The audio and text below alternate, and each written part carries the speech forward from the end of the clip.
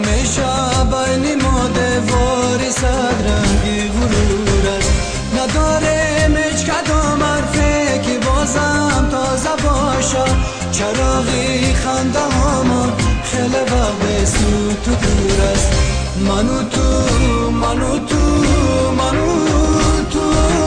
هم صدایی به صداییم با هم و از هم جداییم خسته از این قصه هاییم هم صدایی به صداییم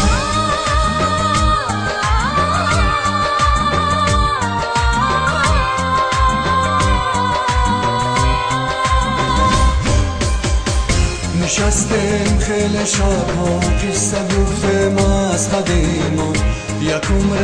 وعده افتاده از این شب فردا تمامی وعده ها را با دل و حرفا را گفتیم دیگر هیچی نمیماند برای گفتن ما من و تو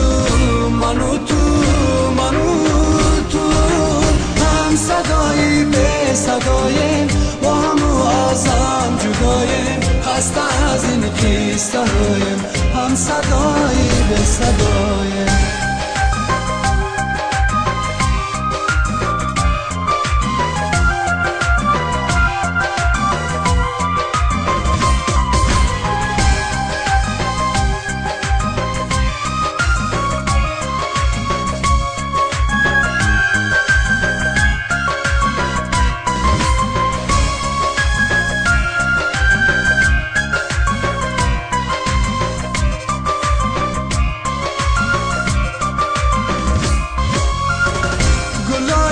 سرخی من پوسیده ماندن روی باغچه دیگر افتاده از پای ساعت میرفت اتاقه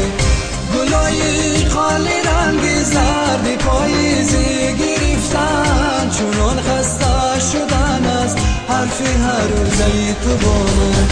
من و تو من و تو من و تو